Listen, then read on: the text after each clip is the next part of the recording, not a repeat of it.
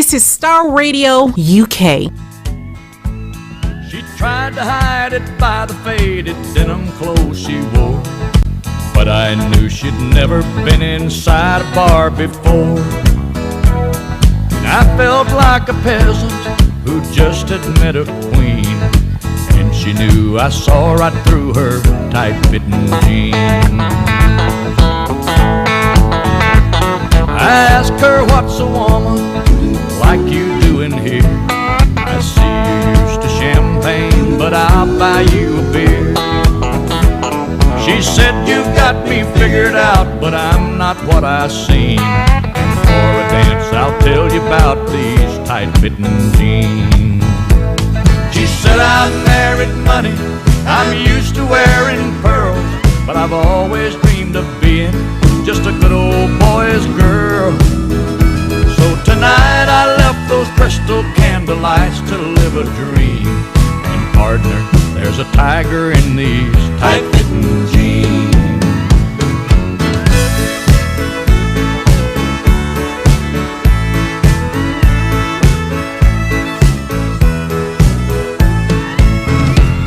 We danced every dance, and Lord, the beer that we went through, I'm satisfied I did my best to make her dream come true. As she played out her fantasy before my eyes, it seemed a cowgirl came alive inside those tight-fitting jeans. In my mind she's still a lady, that's all I'm gonna say. I knew that I'd been broken by the time we parted ways, and I know I held more woman than most eyes have ever seen. That night I knew a lady wearing tight-fitting jeans. Well, now she's back in her world, and I'm still stuck in mine, but I know I'll always remember the time a cowboy once had a millionaire's dream. And Lord, I love that lady wearing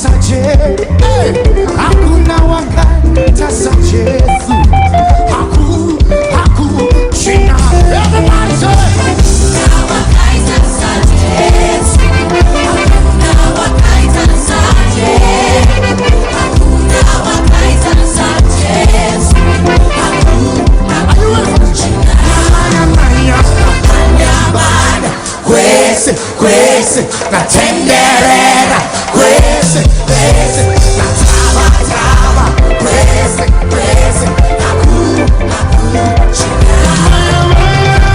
mia mano, queste, na tenderera, queste, na trava, queste, na she's time. Hakuna wakati Yesu.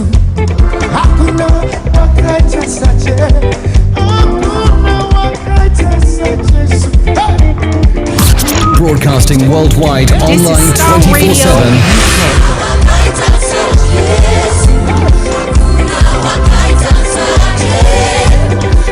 We recognise that young people among us could be vulnerable and subject to abuse. This is why Amicare, an organisation that advocates against child sexual abuse, is here to assist the vulnerable amongst us. We have lined up an exciting and educative programs that can be of help to you. Please check out our website on www.amacares.org for updates of program. Enjoy a live chat with our team members for advice. Our online counsellors are also available to advise you and signpost you to the right governmental departments. You can reach us on 033 01 33 2415 or email us at info@amacares.org. Confidentiality is key. Thank you.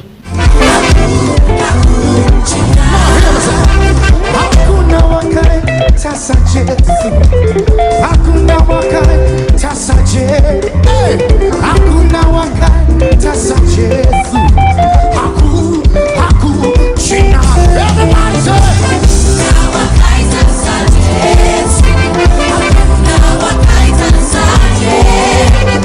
Hakuna wakai tasa Jesu. Are you ready for this?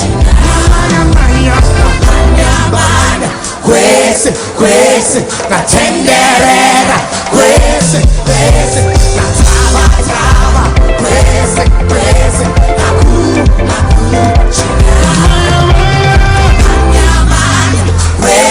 quese, la tenderera, quese, la trava, quese, la cu, hakuna wakai tasa Jesu. Hakuna wakai tasa Jesu. Hakuna wakai tasa Jesu. Haku, everybody help me say. Hakuna wakai tasa Jesu. Hakuna wakai tasa Jesu. Hakuna wakai tasa Jesu.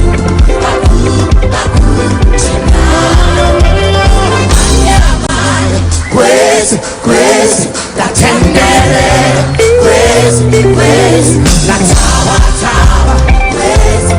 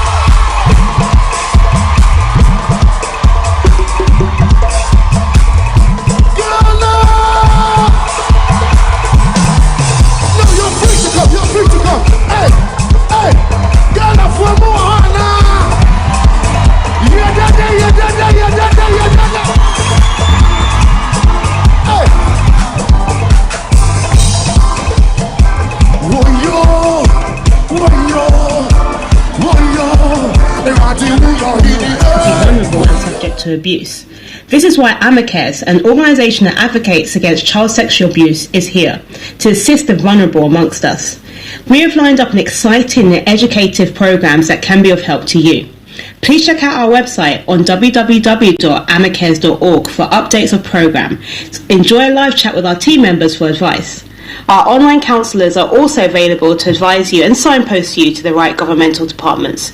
You can reach us on 033 01 33 2415 or email us at info@amacares.org. Confidentiality is key. Thank you. Tune in to On Point here on Starr Radio UK with Empress Regina every Monday at 5 p.m. GMT. Looking forward to your company. Hello, London. Good afternoon. Welcome to Starr Radio UK. My name is Regina Anima. This is On Point, as always, transmitting live from Starr Radio UK. It's a pleasure to have your company this afternoon. Please share on all the social media platforms, all the handles. Invite your friends, invite family, invite associates, invite one and all for us to do this together this afternoon. It's a pleasure, as I've said, to have your company. And as always, my producers are in the house, so my sincere appreciation to all of them this afternoon for being here, as always, to support us with our program. Okay, so I just want you to have a quick think before we start the program this afternoon. Just have a quick think about how you're doing, how you're feeling, how are things with you, and let me know.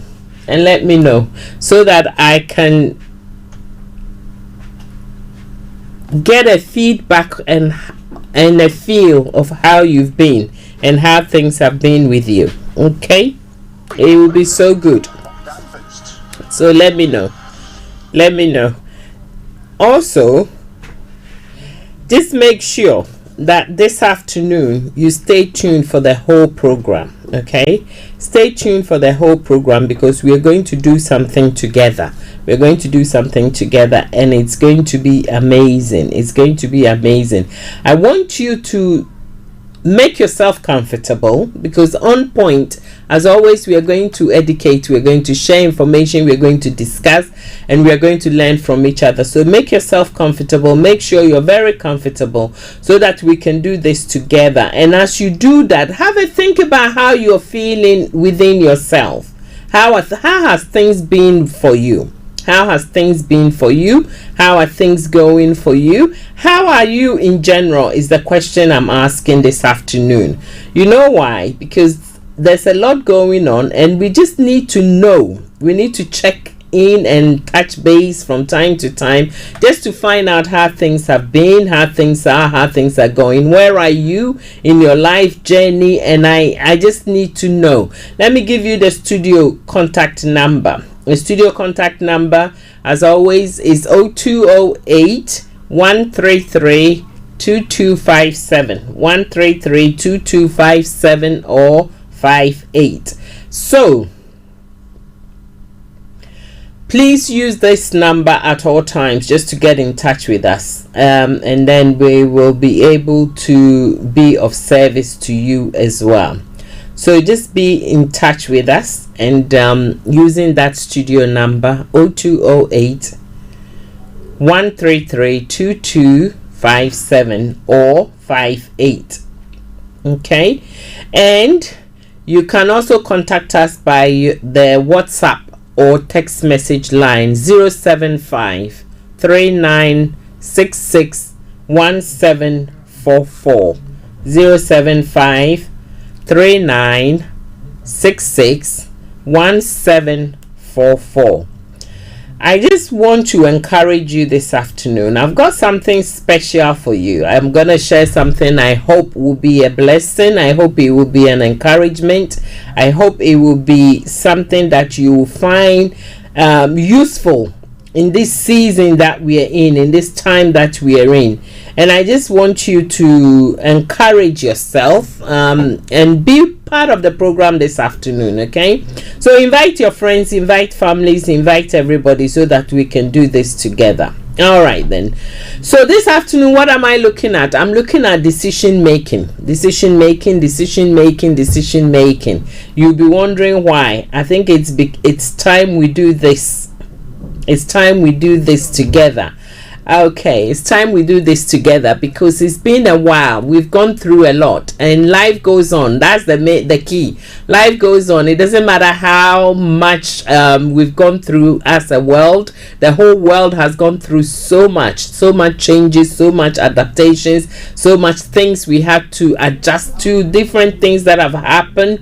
So it's about time that we sit back and we look at things and we reevaluate, we think things through, we make the decisions that we need to make. That's why I'm doing this program this afternoon, decision making. So please be part of the program this afternoon. Okay, so basically I just want to share something from my personal perspective, and I'll kind of bring that in as I go with the program this afternoon. I say that the youth here on Point, the youth, the young adults, everybody, people from all walks of life, from all background, they are our passion, they are our focus, they are the ones that we want to reach out to. And the reason why we want to do that is because if we can make a difference, one difference in our community, in our homes, in our environment, if we are able to change one life for the better, support one life for the better, we know we've achieved something, if that's all we do. Okay, but we hope we do more than that. So that's our focus. We want to empower, we want to equip, we want to educate, we want to kind of engage and interact and help those that are coming. I'm very young, I'm still very, very young, but I'm also very much interested in looking after the younger ones and making sure that some of the pitfalls and the whole the mistakes basically that we have made growing up, they will kind of get a better step and step away from them. And I know I can hear somebody saying, but everybody needs to make their own mistakes. That's true to an extent, because there is no need to reinvent the wheel. And that goes with our saying, there's no need to reinvent the wheel. There's no need for someone to keep repeating the same mistakes. And as they say, if you want a different result, you have to do a different thing. Okay? If you keep doing the same thing as you've done all the while, you keep making the same mistakes and getting the same results. But if we are able to help one another, equip one another, empower one another, educate one another, and learn, most importantly, from one another, there are certain things that we can avoid and make our life a bit less stressful and a bit more pleasant. So that's why this program is here, designed for people from all walks of life. Thank you so much for all of you that are on social media, those of you that are welcoming me back. Thank you very much. I have missed everybody, I can see that, but that's good. Okay, so this afternoon we are talking about decision making, and I want to kind of go into the area of being decisive or decisiveness. Okay, I want to think about that. I want you to think about that. So when we talk about decision making, what is decision making? What is that all about? I know you know, but let's learn, because sometimes we take things for granted. We've been doing it. I know I'm making a decision to go to the shops. I made a decision to go and buy something. I made a decision to go out for the night, whatever it is. But did you really make a decision, or was it just your emotions and you are kind of being impulsive and you are kind of just being impulsive, just doing it for the sake of doing it, just going? Because I know I've been out when friends have said, oh, Regina, come, we are going here, we are doing this, come join us. I'm like, oh, I don't feel like it. Oh, come, don't be a party popper and all that kind of things. And then you just get up and you go. So are we making decisions, or are we being influenced to make the decisions that we take or we make? And that's why I want to look at this. So when we talk about decisions, what is decision? What is decision? Think about it. What is a decision? Okay, when we talk about decision making, what is a decision? Okay, so decisions are the building blocks of our lives. Decisions are the building blocks of our lives. Now that is so key for anybody listening to me, especially the young adults. Please listen and listen well. Please listen and listen well. Decision is the building block or blocks of our lives, because you make more than one decision in a lifetime.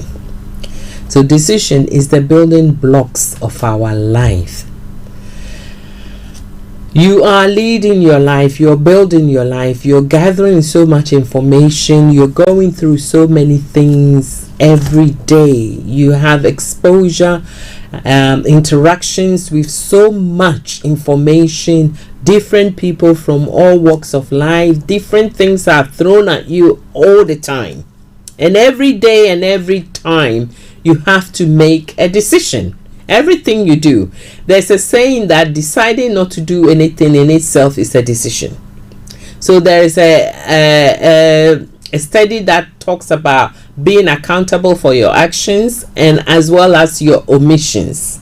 Okay, so not making a decision. You cannot sit on the fence when it comes to building your life. You cannot sit on the fence. You cannot say it's up to my mom, it's up to my dad, it's up to my sister, my brother, my friends, or whoever. It's up to those that are parenting me, those that are taking care of me. I don't make the decisions. You do. You have a role.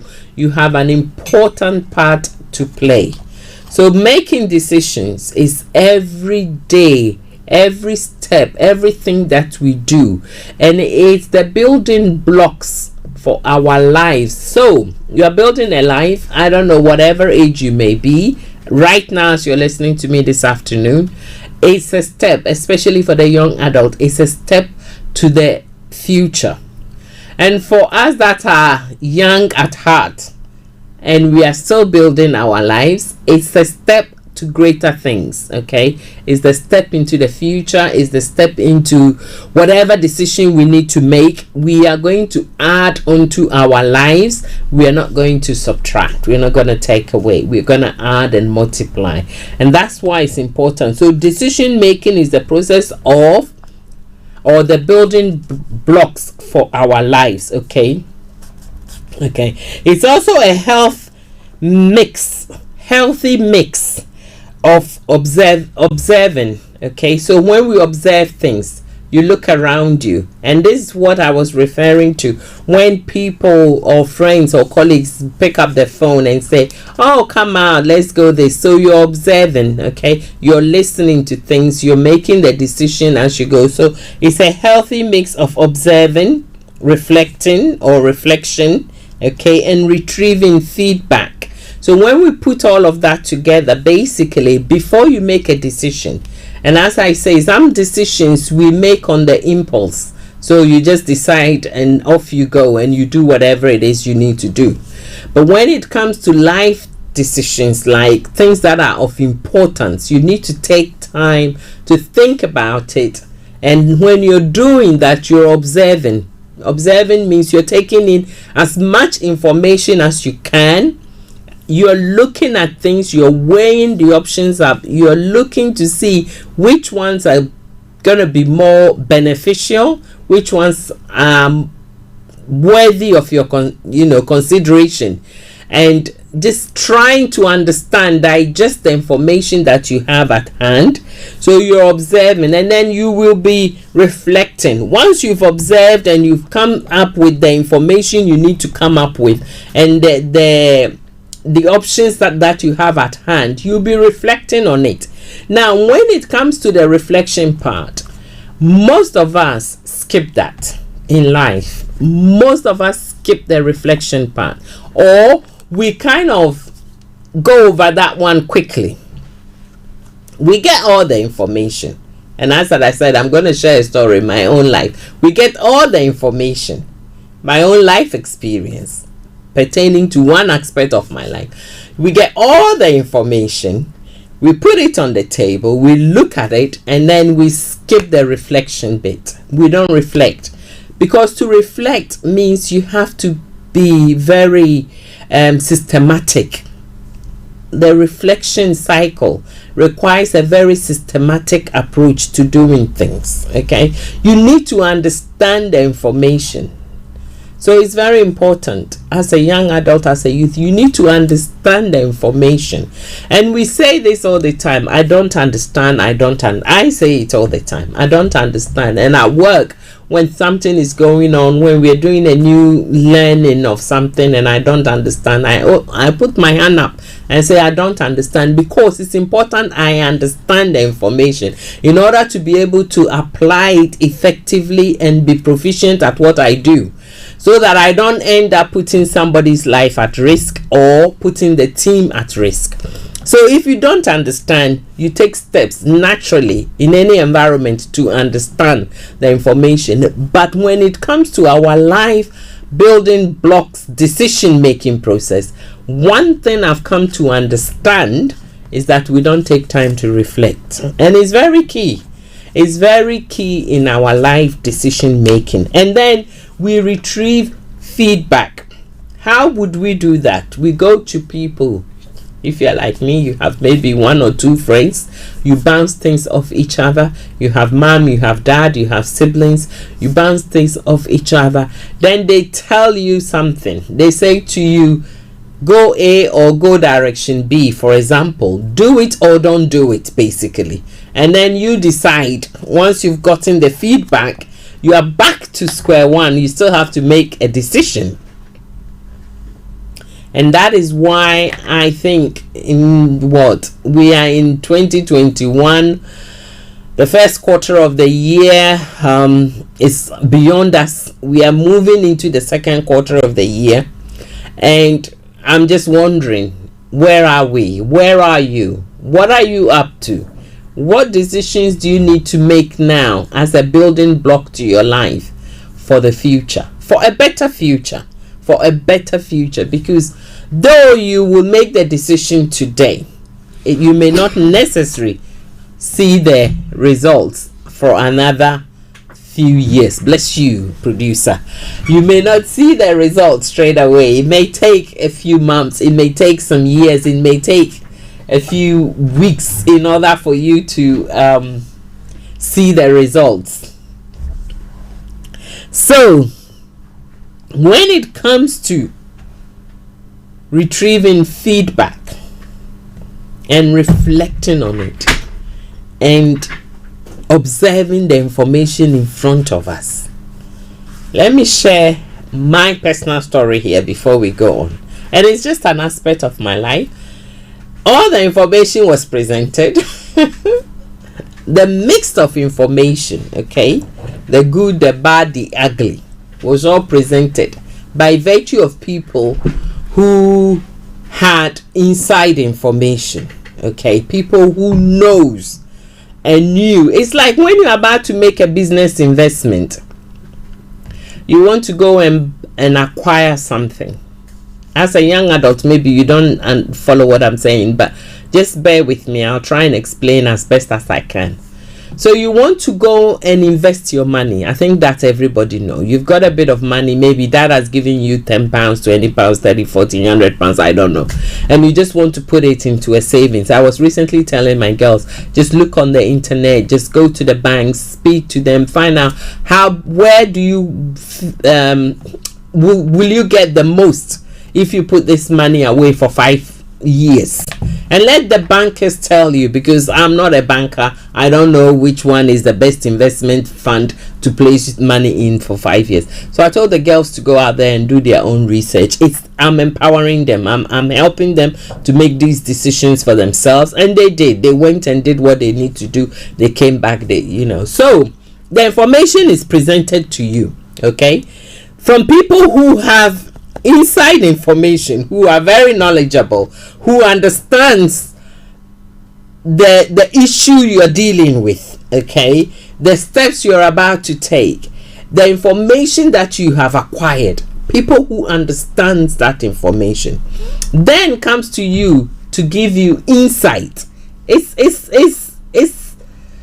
not as straightforward as you see it, okay, because the world is evolving all the time.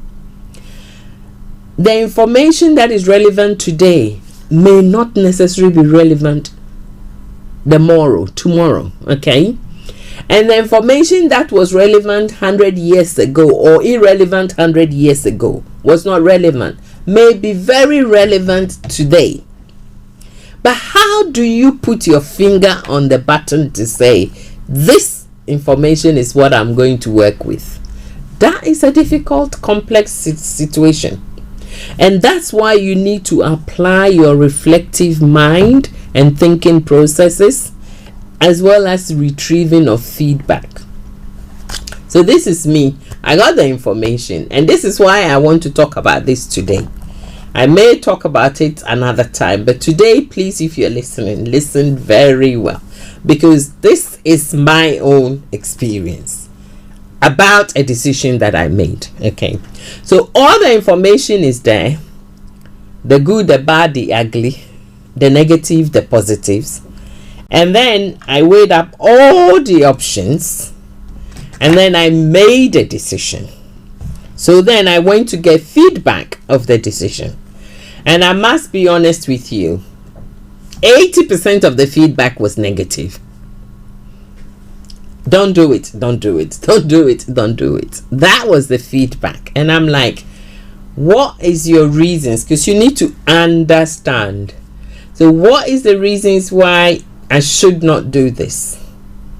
And then the reasons started to come up. You know, a whole heap of reasons, mostly negative. So I'm like, okay, then the decision is made. I'm not going to proceed any further because it doesn't look good at all. You can see that I don't need to get involved. Enough information has been presented. The scenario is clearly not favorable for the interim, for short term, for mid-term, for long term. It's not gonna work. Don't do it. Then something else comes into play, and that's where I'm going to move on to. Okay, but before I do, let me share this with you. Decision guides us through life and the difficult times. Okay, so decision making is important. Why? Because the decision you make will guide you through life and through the difficult times, or the difficult periods, or the changing scenes of life, the difficult periods. That decision you make will guide you through that. Okay, we believe as human beings, all of us, when we make decisions, we believe that the right decision is the best one that we've made.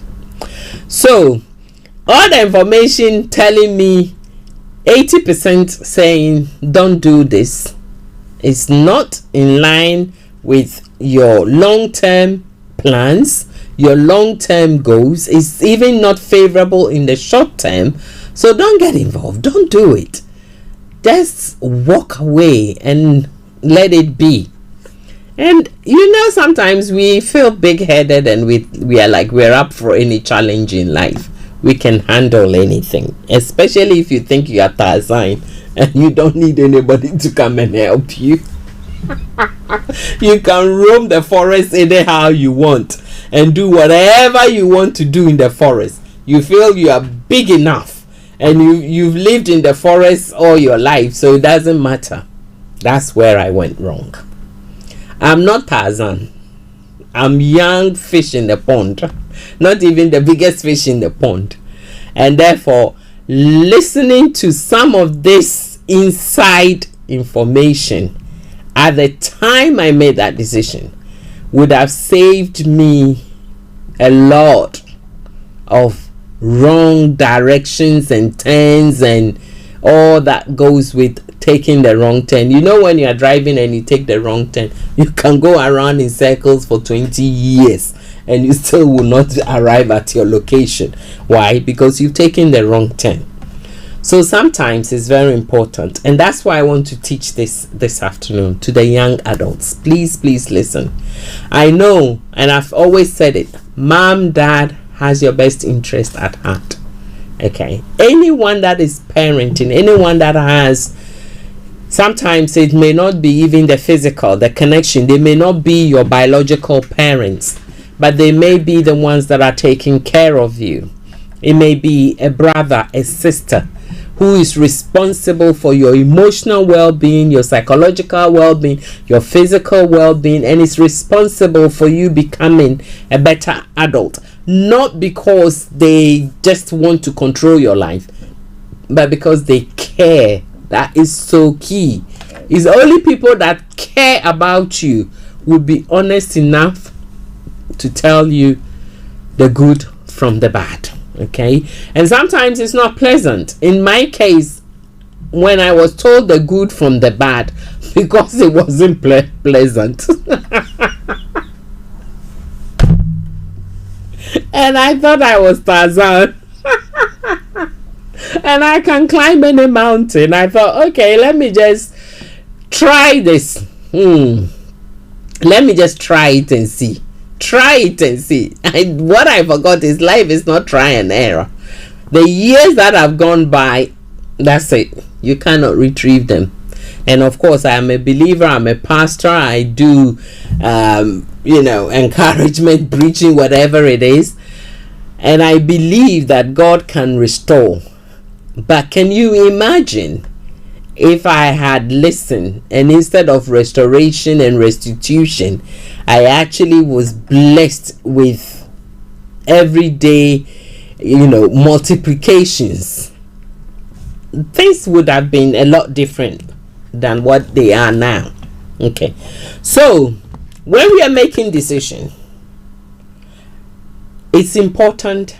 Not only must we listen to sound, wise advice, but we must also reflect on the processes, on the reasons, and more importantly, the decision that we've taken. At the time when I realized this is not what I've bargained for, and I really need to kind of let go and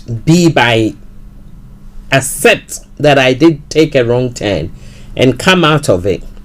This is when people then come in to say, oh, just give it another day or two. Let's see if things will change for better. Just give it another day or two. And so when I come next week and we're talking about decisiveness, I will talk a bit more about that. Because when I had made a decisive decision, I now have to allow the same people the opportunity to kind of give me a feedback. And again, we will talk about that next week. Okay, so this is On Point. My name is Regina Anima. I have given you a snapshot of my personal experience regarding a decision I made. And as we are discussing this afternoon, is decision making processes. Okay, decision making is a building block. Every decision we make is the building block of our lives. Now, as a young adult, as a youth, you want to build a life that is one meaningful. Okay, your life has to have meaning for you. Your life has to be purposeful for you. You have to have a life that you enjoy. We've come to realize that, if nothing at all, in the last year or so, we've come to accept and realize, it's kind of been highlighted, the fact that we are here today and gone within the next hour. Not even tomorrow, because tomorrow is like 24 hours. But here today and gone within the next hour or two. So now we have to take life on a different level, a different perspective. We need to give our life a different perspective, a different vision, a different understanding. So when you're doing things, you know that if nothing at all, you have made the right decision. Because often the decision that we make, we feel is the right decision, we also feel is the best option. But is it always the best option? That's my question for you. Let me go for a 2 seconds. 2 seconds. musical break, and let me come back as I drink a bit of water, and I'll come back. Please get in touch. The studio line is 0208 133 2257, 0208 133 2257 or 58. Text is 075 3966 1744. I'll be right back. Don't go away.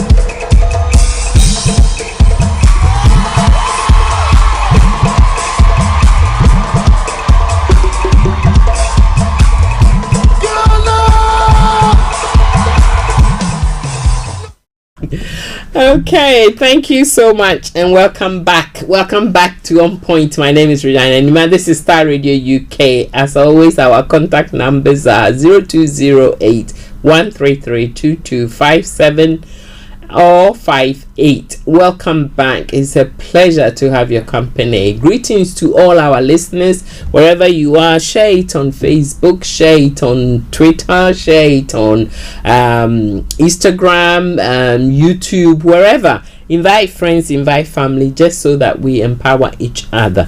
So this afternoon we are looking at decision making process. So decision are the building blocks of our lives. Okay, decision is a healthy mix of observing, reflecting, and retrieving feedback. The decisions we make in life will guide us through our difficult times, seasons, and then the decisions that we make, we often believe they are the right ones and they are the best options for us. So it's important that every decision you make, even from this day forward going, whatever decisions you're making, please take time. Observe the wind. Observe the wind. Look at things that are happening around you. Think about things that are happening around you. Think about why you're having to make this decision. We've gone through life sleepwalking, I would say. Sleepwalking.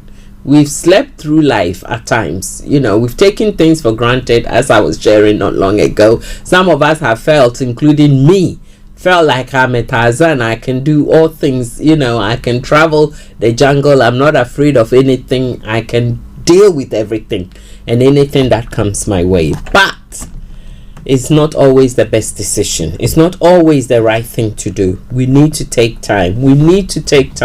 Sit back a bit and listen, especially as a young adult. Listen. As I've said, don't reinvent the wheel. Don't allow similar mistakes. Maybe a brother, a sister did the same thing, and yes, because we learn from observing the people around us, and we learn from coming into contact with our own experiences. My mom did this, my brother did this, my sister did this, and it worked, so I'm going to do the same. If you come from the culture that I come from, certain tribe, when they get a brand new electrical equipment, rather than reading the manual, they go straight to plug and let's see if it works.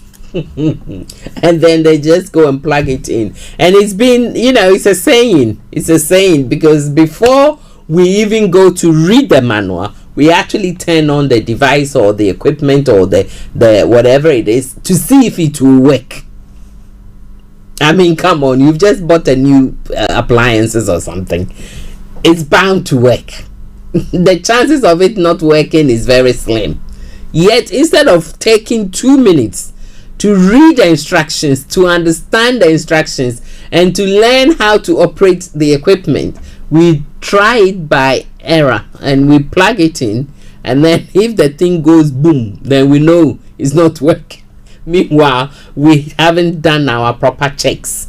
So in life, we need to not to continue to repeat the mistakes that we've made or someone that we know has made. Okay, one thing we need when it comes to making decision is to listen very carefully. Okay, listen very carefully when it comes to making decisions. Sometimes when people are talking to you, they are also expecting you also to interpret it in a way that you best understand and apply it. So when I'm talking to you now, as I'm talking to you now, you are the recipient, so you're receiving information. I don't know how you're decoding that information. I don't know how you're going to apply that information, but I hope as you listen to me, as I share stories, as I give examples, something will click for you to understand the point that I'm trying to get across, the point that I'm driving across. Okay, and in the way that you are going to understand that information is how you are then going to digest, retrieve, and then apply. Okay, so the way you're going to reflect on it when you are digesting the information, and the way you're going to get feedback is how you're going to apply the information. So one aspect of our lives that we need to develop is to listen. And I know as parents, we often say this child does not listen, or this child is not listening, by the way they are behaving and acting and everything.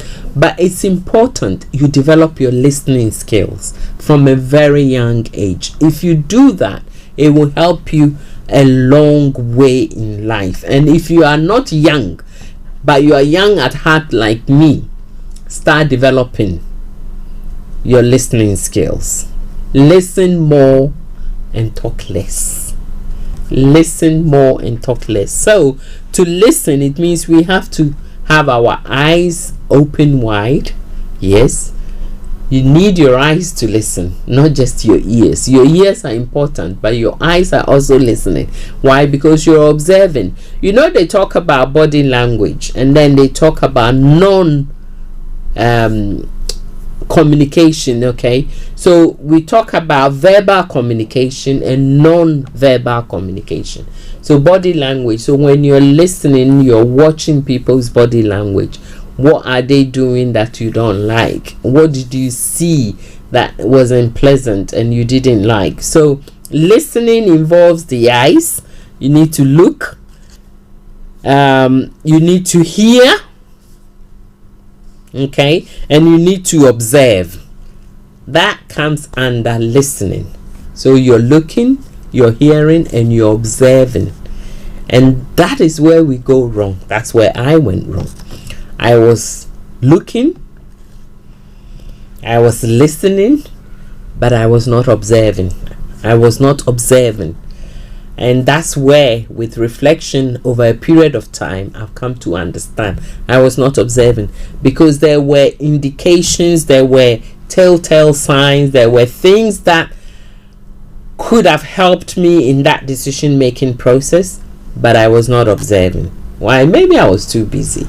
Maybe I didn't really care. Maybe I thought, so what? But I was not observing. So when you're making a decision, you need to listen. And when you're listening, it's not just the sound of my voice you're listening to, but you're taking in the information that I'm sharing, you're digesting, which is you're reflecting, and then you're retrieving feedback, you're thinking through the processes, and then making that decision. So you need to listen. Okay, you need to listen. It gives you the opportunity to learn from a wide range of perspectives. Different people are going to give you different information. Which one is best going to serve your needs? And when you've done that, you're going to gain an informed knowledge to make an informed decision. Okay, that is what I hope you would do. Moving on, you have to weigh your options. As well.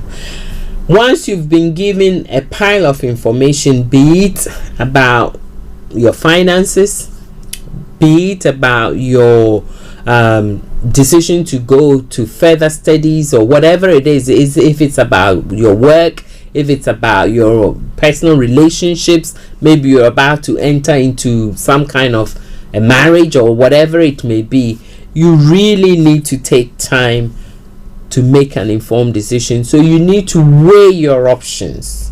That's why it's important as a young adult, you don't get yourself entangled in too many affairs of different kinds with different people.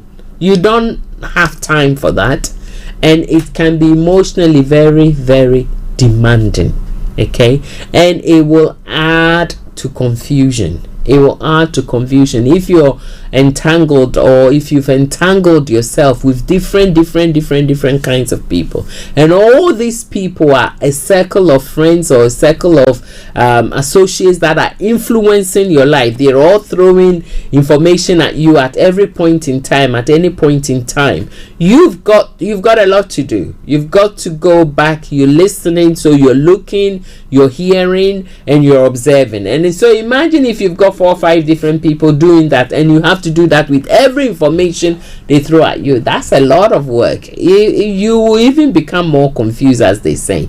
So you need few quality people that can influence your life. So you weigh your options, so that when it comes to making the decision, you don't have too much information you need to digest, but you have quality information in front of you that you need to digest in order to weigh your options and make the decision. So when you're weighing your options, you are exploring all avenues to see whether the decision you're about to make is going to be the best one. Don't forget, you're making this decision as a building blocks. You want it to add value. You want it to add goodness. You want it to add prosperity in all aspects of the word. You want it to add good life to the life that you're having now. In 4 years, 5 years time, you want to see that the decision you made has added value. In this world we are living in, every day we need to add value. We need to change the level that we are at in order to go to the next level. Otherwise we become dinosaurs. We get extinct. We expire. But if you're constantly adding value to the things that you offer, the skills that you have, the abilities that you gain, always updating them and being relevant and current, you know that you can survive or you can do well. So you need to explore different avenues when you're weighing your options. Explore different avenues. What other options are out there? How can I get the same results but doing it differently? Because if you do it the same way, you're gonna get the same result you got last week. Okay, if you find yourself always arguing with mom and dad and not resolving any issue, arguing with your brother or your sister, not resolving any issue, you find it very difficult to mix with colleagues from school or college, and you feel alone and you think, I don't have any friends. Are you behaving the same way you behave with mom and dad, the same way you behave with siblings? It's the same way you're behaving at college or uni or whatever. So you find yourself difficult to form meaningful relationship. What do you need to change? What are the other avenues you need to explore in order to allow people to feel they can be around you and be friends to you, in order for you also to feel that you have people you have contact with. So you need to weigh your options, you need to explore other avenues, you need to think about it, and then you have to follow it through. That is so key. Next week when we talk about decisiveness, that is so key. Following it through. How many decisions did we make last week and we never went back to it? Never. How many? I mean, be honest with yourself. Things that most of us have to-do lists. On a daily basis, we create to-do lists. Have you looked back at the end of the month or at the end of the week to see if all the to-do list things have been ticked off? If you've done them. Be honest with yourself, because you want to build a better life for yourself. The life you're leading now may be great, but you can still improve. There's always room for improvement.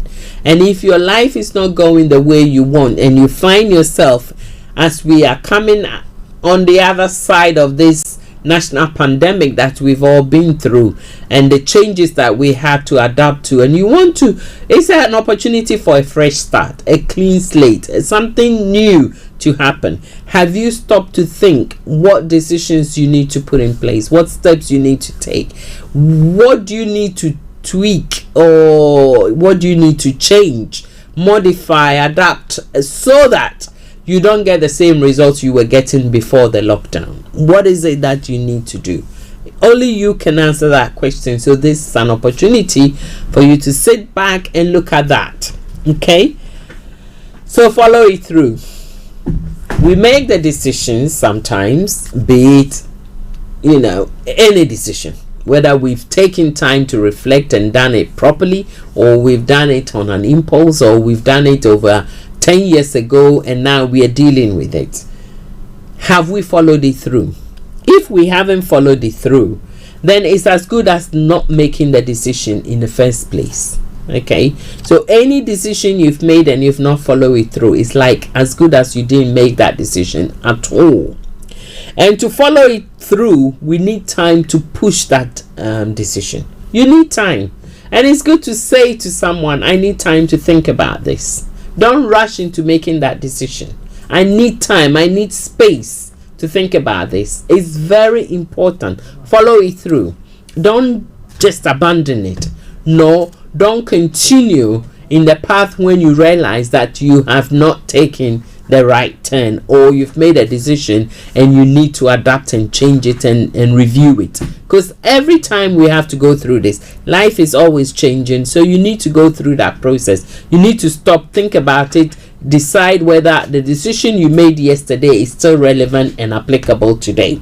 If it's not, don't wait till next week in order to come back to rectify it, because see the number of time you would have missed and the number of hours you would have lost in order to have moved on or done it differently or the right way this time. So don't make the decision, weigh your options and put it on a shelf and leave it to sit there.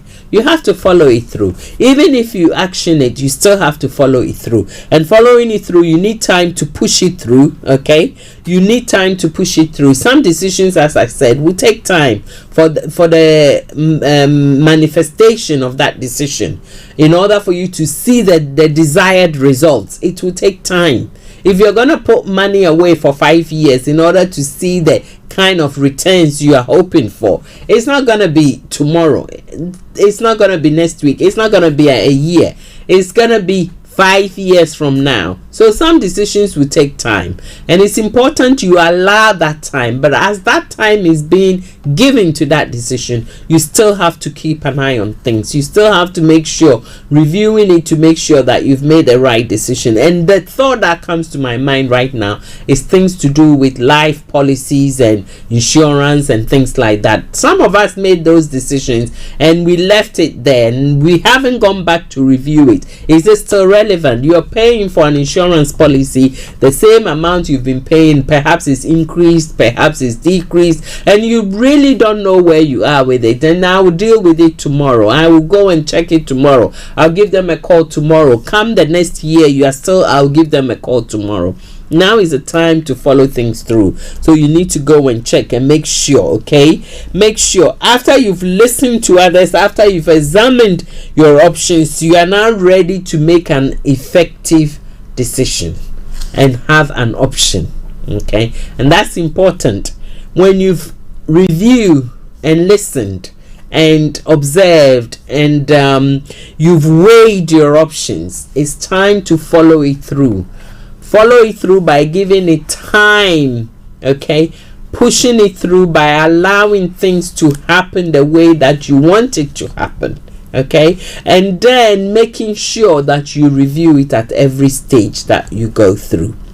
That is important. And I hope this afternoon, as you've listened to me, you've learned something from these decision making processes, okay? The decision is the building blocks of our lives. A brick at a time, or a block at a time. Make the right decisions at every juncture, and you would see at the end of the day, when you look back as you go to sleep, that you did make the right decision. Sometimes it may not be, but then when you wake up the next morning, it's another opportunity for you to change that decision you made yesterday for the better. So don't beat yourself too much when things don't go the way you planned or you hope or you anticipated. When things don't manifest the way you wanted it to be. There are external factors that are out of your control, and you cannot do anything about those situations. I remember one of these, what do they call it? Credit crunch. Okay, when things kind of clash. And financial institutions are folding, big businesses are folding based on decisions, and those decisions were made with good intentions. That is key, good intentions. But at the end of the day, the external factors that you don't have control over can come in and influence the outcome of that decision that you made. And at that point in time, what do? Don't beat yourself about it. Life is too good for you to beat yourself about it. Just shrug it off, as they say, and move on. But take the lessons with you. Look around you and take the lessons with you. Don't just go and start another one right from where you missed the point in the first place, and then just carry on for the sake of carrying on. No, take time, sit back, reflect, weigh your options, listen, look, observe, retrieve, get feedback, do all the necessary things you need to do. And then when you've done all of that, brush it under the carpet or shrug it off, or whatever you want to do. Go and have a nice dance out, or a nice party with friends, not pity party, but a proper party with friends, with family. Celebrate, and then look to move on and start all over again. Okay, start all over again. One of the people that I follow from a distance, I've never met the man in person, is Richard Bronson. And as I always say, he started, he failed, he started, he failed, he started, he failed, before he built his empire. And you know what I'm talking about, the Virgin Media empire. So don't give up on yourself. Don't give up on yourself. There's so many people that I can talk about, in history, in life, when they made a decision and they didn't regret the decision, but they took the lessons from it and they moved on and did better things. Okay, you have to be decisive in your decision making processes. When you become decisive and you decide on something, at times, and I'll talk a bit more about it next week, at times the people around you may not agree with the decision you've made, but because it's your decision you're going to make sure that you stand by it. My name is Regina Anima. This is On Point. It's been a pleasure having your company this afternoon. I'm just going to take a musical break, and we will come back shortly. Don't go away.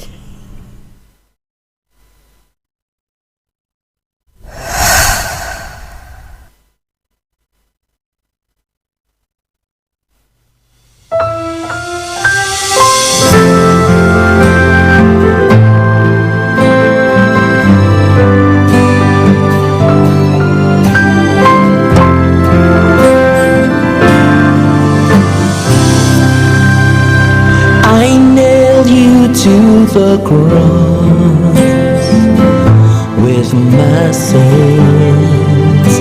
I nailed you to the cross with my iniquity.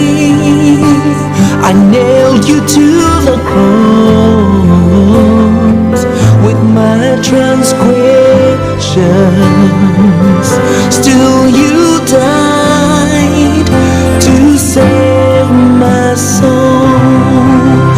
I nailed you to the cross with my sins.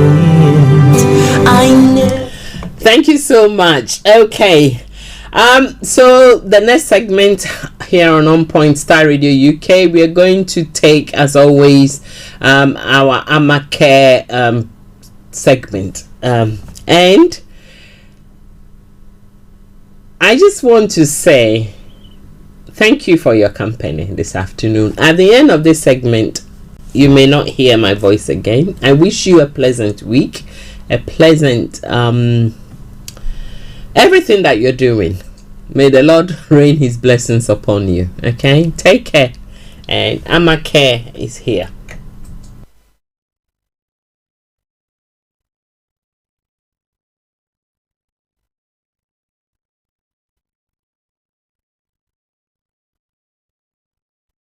Welcome to Star Radio UK and welcome to On Point.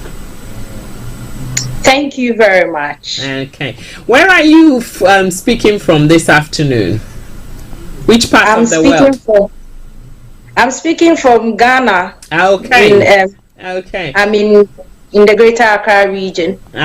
Okay. Yes. Right. So this afternoon, your topic is occupational and spiritual wellness after abuse. Yes. Interesting topic. As always, please tell us who you are, a bit about your background, and then you can move into your topic. And then when you finish, I'll be here listening in the background and I will come back. Yes. Well, my name is Jessica, and Jessica O. I'm a mental health practitioner or nurse, and I've been practicing and a wellness consultant at the Mamobi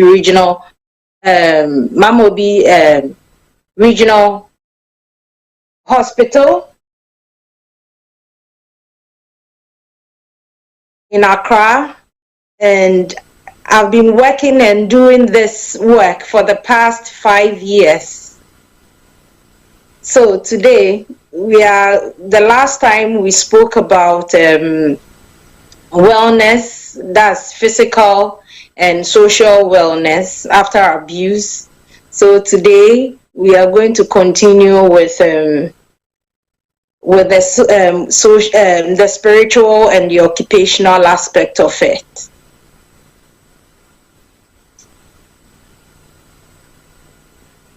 Interesting. That is so good.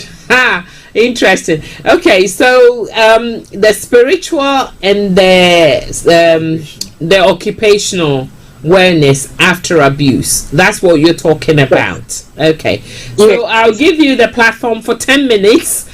Take your time, and then we will be listening, and I'll come back. Yes. Thank you once again, Regina. Well, when we talk about wellness is an active process of making good, informed choices towards a healthy lifestyle. And wellness comes with 8 dimensions. We have the physical, we have the social, we have intellectual, spiritual, occupational, financial, environmental, and emotional. And all these things come together to help a person to make informed choices for their well-being. And when we talk about sexual abuse is an act of using force to have sex with another person that you perceive to be weaker than you, the abuser.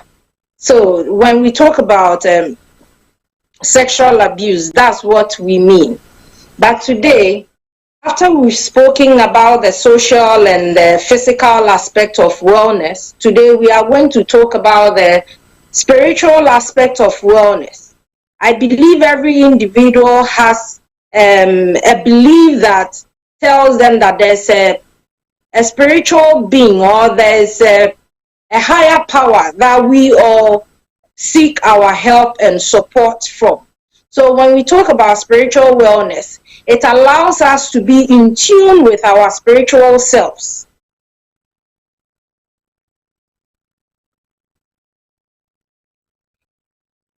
It supports us to be in tune with our spiritual selves.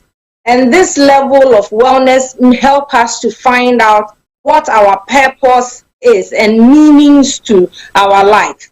And we can do these things through our religious faith, through our ethics, our morals, and all the things that every values that we have as individuals, to be able to come to a conclusion that despite everything that we've gone through, despite everything that we've been through, there's still someone, or there's a higher power or a higher being that can support us to come through and have a well-meaning and purpose to our lives. Why is spiritual wellness important? Someone may ask. Spiritual wellness does not only help us in life, but it allows us to appreciate whatever our experiences as individuals is. I have my experience as an individual, you have yours, but despite everything that we have been through, when we connect with that spiritual authority, whatever we believe in, we know that it gives us some source of hope, some source of strength to be able to come to that conclusion that, okay, we don't want to remain at that position where we find ourselves in the bottom. It also helps us to discover our inner happiness and all the abuses we have experienced in this life.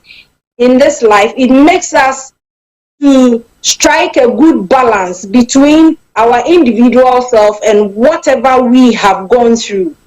There's a road that every individual who has been through an abuse can walk through. The road to spiritual wellness is an individual decision. No one can make that for you.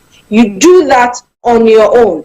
And in doing this, you must learn to put your thoughts in order to be able to come to a conclusion that I need not stay in my lowest moment for long. I need to connect with a spiritual part in the spiritual authority that will help me or enable me come through with whatever I'm going through. Sometimes it's not everything that we want to speak about with our families and our friends or whatever, whoever it's around. You just want to connect with someone. You just want to connect with a higher power. So you being in tune with your spiritual help, you can use these roads that I have mentioned. You need to do that. It's a decision. You sit and you think through it and analyze yourself that this is what I want to do. This is where I want to be. I need help. That help does not come from human. That help does not come from anybody, but within yourself and whatever you connect with. You have to find your inner self, and and be able to know that you won't succumb to whatever is happening around you.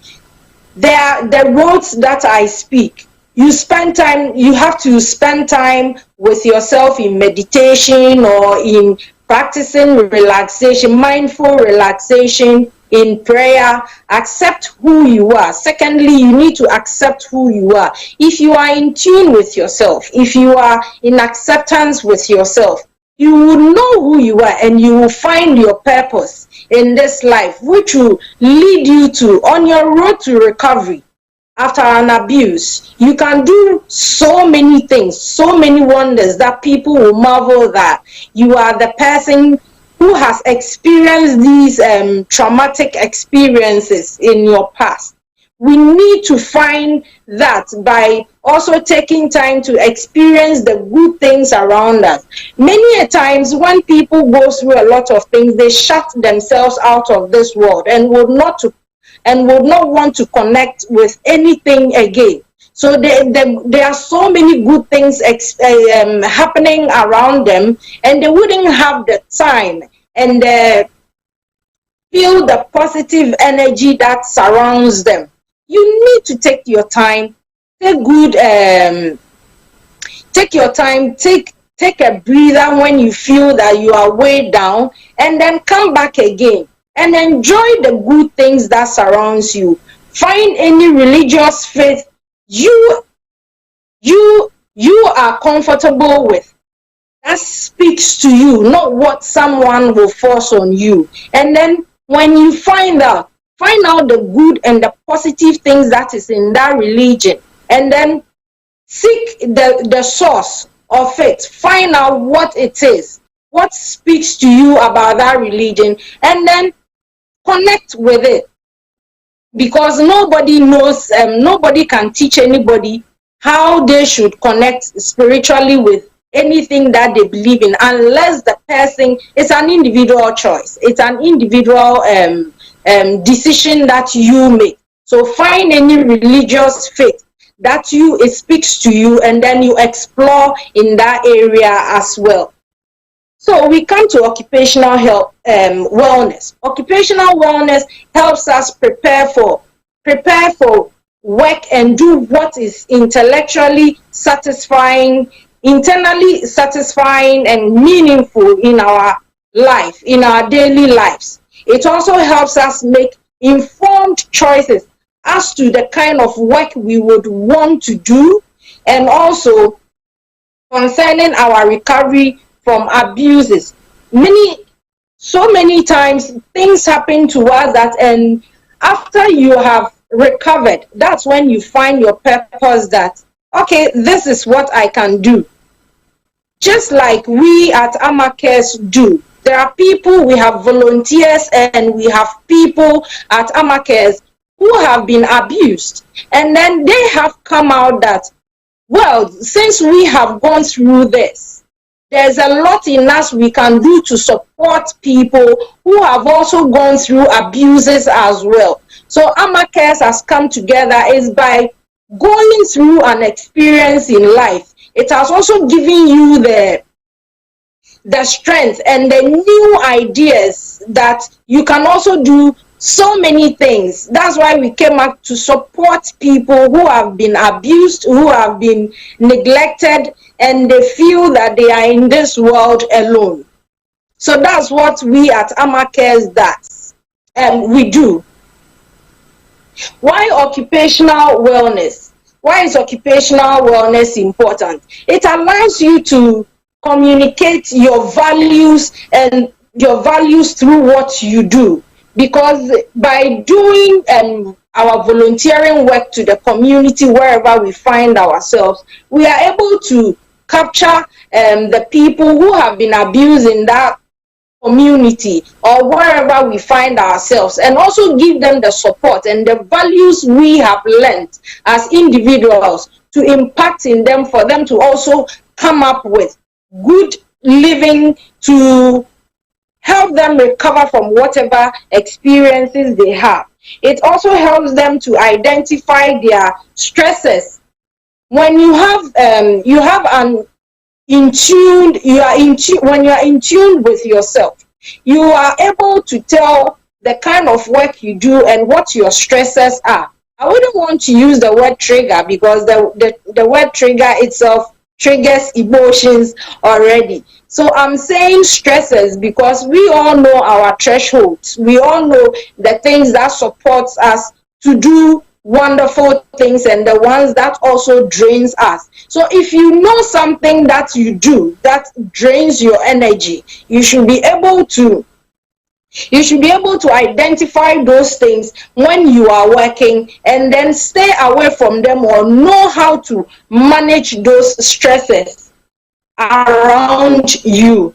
Also, the work that you do, work takes most of our of our time. So we should also enjoy what we do.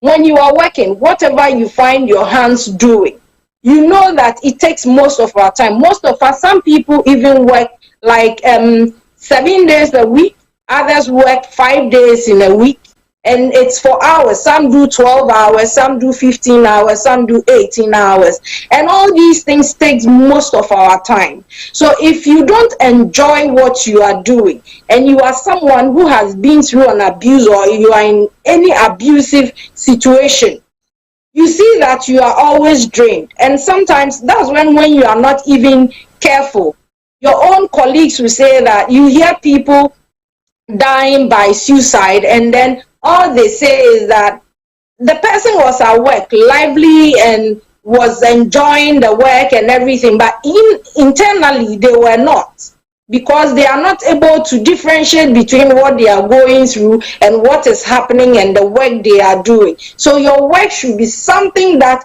you enjoy, and that is where and it also does not promote if we don't enjoy what we do at work, it won't promote our wellness to think about our options again in life. So whatever you do, you must know that whatever you find your hands to do, it's what is giving you joy, it's what is giving you your purpose, it's what is defining your purpose in life, and also helping you to help the community that you find yourself in. So today we are here from Anima, which is an NGO that advocates against child sexual abuse. We exist to change perceptions by raising awareness and funding to help reduce the issue of abuses in our community. We organize workshops in the UK and Ghana to help people who have been abused sexually, especially. So I'm personally thankful for the changes Anima is making in the world. Thank you very much. Thank you, Jessica. Thank you so much. Yes. Well done. I can see you're talking with a lot of passion and, of course, knowledge. Wow. Thank you. I really enjoy that presentation. I am so happy. Right. You talked about a few things. Of course, your topic being occupational and spiritual well-being after an abuse. So the basic of this presentation is addressing issues post-abuse. And you talked about the fact that one thing you said that I thought that was interesting, among the many things I picked on this one, enjoying what we do, the work we do. Okay, and you talked about knowing what drains us and where our strength is. And for somebody, my question is, for somebody who has suffered abuse, okay, it doesn't have to be a child. I think with children it's even more difficult. But we know that people from all ages, especially, I don't know if it's predominant, I don't have the figures, but women get abused often. And with women, it can be any age. It can be any age at all. Young adults do find themselves in this issue. Now, in a scenario where someone has recently suffered abuse, they are still going through their emotions. They've not even mentioned it to anybody yet. And they go to work. And you're talking about them enjoying the work they do. How will you address that if someone is listening to us this afternoon and they are going through that challenge? They haven't spoken to anybody about what's happened to them. They're still getting up and going to work, and they are emotionally not stable. They are not well enough. What would be your advice to such a person? Thank you, Regina, for the question. What I would say is that we as individuals, we all know what we are and what our colleagues that we find them at our workplaces are, who they are and what they can do. So you need to know what everybody is capable of doing. When I come to work today and the energy I bring to work every day isn't there, you should be able to tell that something is wrong somewhere. Sometimes we joke about so many things. When you see that someone is feeling down or has low energy in a day, we have a way of approaching the person for them to open up. I remember having a classmate who was always coming to class with bruises on her skin, on her body. One today is the face, tomorrow is the legs, and she always had one sore or the other on the body. And by then I had not even started practicing, and she was married, so I couldn't really find words to ask her what was wrong. But then I remember watching an Oprah Winfrey show back in 2004, when a lady told a story about how she helped the friend who was being abused in her marriage to be able to write a petition to court that anytime the friend came back to work with the bruises on her skin, she would write the dates down and exactly where she saw the bruises. Right. Yes. So when this happened, when it was time for her friend to open up to her, she said, yes, I noticed it, but I just couldn't ask you because you don't know how you can ask people about things like that unless they are ready to speak up about them. Yeah. So sometimes you just don't need to ask anything, but just be there for them. The comforting words, the things that you feel you can do to elevate somebody's mood. Don't be a stressor to anybody at work, because everyone has their own problems they are trying to solve already. So the workplace should be an environment that promotes our wellness. If you go to work and all it does is to drain you, then I don't think it's an environment you need to go, or an environment you need to find yourself. Okay. Thank you very much. That is so important, because first of all, for me to approach somebody, I have to kind of find out if it's okay. I have to know how to approach that person in order not to cause more harm or damage, or cause the person to shut down even further and withdraw even further away from me. I have to be a source of calm, a source of encouragement, and empathize with the person rather than criticizing, which is what we are good at as human beings. We first criticize before we even think otherwise. So I think it's very important. As you said, we have to take notice, know the people that we interact with. Okay, the ones that we interact with on a daily basis, know them, spend time to know somebody, not for the wrong reason, but so that you would be able to tell the difference if something is not quite right. And also, what I would love to add is that if at any time, at any point in time, you would want to speak with them or draw the attention that you've noticed they are going through something, language is very important. The kind of language that we use. You don't just get up and say that, I know there's something wrong with you, speak up, I would want to help you. No, you shout that. And we do it most of the time. Yes, we do. We do. Yeah. We criticize. Yes. I know there's something wrong with you, speak up. But you can do it in a calm manner. Find appropriate language. Like, okay, Regina, I have noticed that these days your energy is quite low. Is there anything you think I can support you with? Or is there any way I can support you so that you feel much better? When you open conversations like that, and it calms the person down, they are very much likely to open up to you as well and talk to you instead of shutting down. He or she is likely to open up. Yeah. Okay. All right. I wanted to ask you one last question about the spirituality aspect of this. Okay. So most of us are Christians because Ghana is a Christian nation.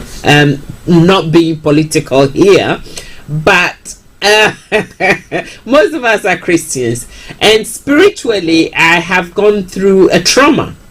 And I don't know if I can trust, first of all, the pastor that I'm talking to, because I don't want that pastor to use my story to preach to everybody, using me as an example. I don't know if I can trust the pastor's wife, because I don't know if she will keep the story to herself. We have this dilemma. Who do we trust? How then, as a child of God, how then do I deal with my emotions at such a difficult time? Thank you. I have my own reservations when it comes to spiritual things because of personal experiences myself. Right. So there are things I wouldn't want to open up to a pastor or a spiritual leader or whatever they call themselves or whatever they say. There are things I wouldn't want to. But it all comes back to trusting the person that this is a person I can open up to. And most of the time, my problem I have or my challenge I have with these spiritual leaders is that what they do is they are good at covering abuses. When things happen, let's take for instance in a home where an uncle or a father has abused his or her own nephew or daughter or a neighbor, and they all go to the same church. Instead of reporting the issue to the police for the right things to be done, they would want the case to be settled at home and tell you that you should be strong in the Lord and the Lord will help you go through these trying moments and you are going to be all right. And not directing you to the appropriate places, like seeking proper psychological help, because everyone that has been defiled or abused or your molested or something has, you need to go through some form of therapy. But these are leaders who will tell you that we should, not everything is prayer. We should be smart as Christians or whichever religion you believe in. You should be smart and know that it's not everything that is prayer. There are things that you need to take a personal decision that I need to do this for myself or I need to go through this myself, and not what your church or your pastor will say. There are pastors who will tell their members that when you are sick, pray and drink anointing oil and you are going to be okay. And these same pastors will fall sick and they will run to the hospital and get medication and get treatment they need. You know, let me deviate a bit from this topic we are talking about. Here is a case: a pregnant woman is told that don't go for CS.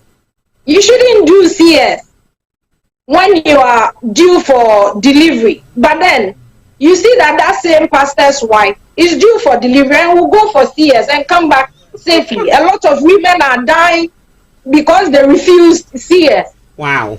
Okay. That is shocking. That would be another topic for another day. I agree with you. Yes. I agree with you. But I as I said, the passion you have to share the views and the topic, the words of encouragement, it's on fire. I'm catching it from where I am. And thank you so much, Jessica. I mean, it's a pleasure. It's a pleasure. Yeah. And thank you for your presentation this afternoon. And once again, this is Jessica from Jessica Owu, is that right? Yes, Jessica Owu from Mamobi General Hospital Wellness Center. Okay, so please, for those of you that are listening in Ghana, Mamobi Wellness Center, Jessica is there. Just knock on the door and say you want to talk to Jessica if you're listening to us this afternoon. She shares some nuggets and some insightful, educational, inspirational words of encouragement. Please don't suffer alone. Find someone you trust, someone you believe, someone that can support you, and talk to that person. And she's doing this on behalf of Ama Cares, and their phone number for Ama Care, wherever you are listening to us, please, you can call Ama Care. Jessica, I don't know, before I do, if you have your own handle you want to put out, and then we can let you go. Yes, you can get me on Facebook and IG and Twitter. Is the same, Jessica O. Okay. Yes. All right then. Yes. And we at Ama Cares too, you can contact us on 03301 2415. That's our number in Ghana. And email info@amacares.org. And then our website is www.amacares.org. And we are on Instagram at ama_cares. Facebook is Ama Cares. So you can reach us on all our social media handles. Thank you very much, Regina. Thank you very much, Jessica. Have a pleasant evening and a pleasant week. Thank you. Wishing you same. Thank you. Bye-bye. Bye.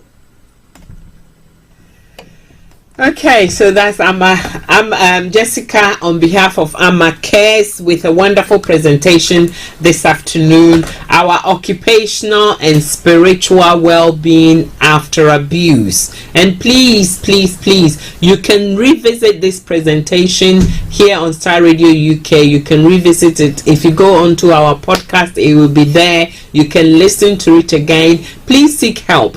Please seek help. Don't brush things under the carpet. Don't turn away and ignore it thinking that it will go away.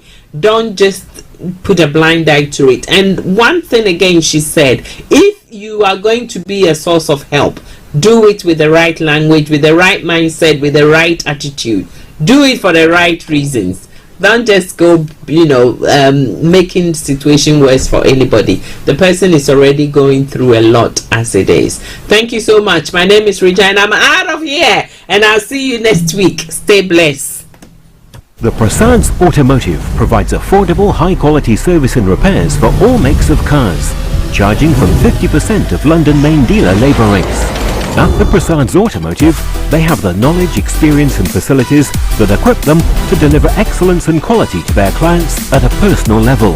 They offer servicing and repairs for all makes of cars. Special 10% labour discount and free valet for all NHS and key workers with every service and repair.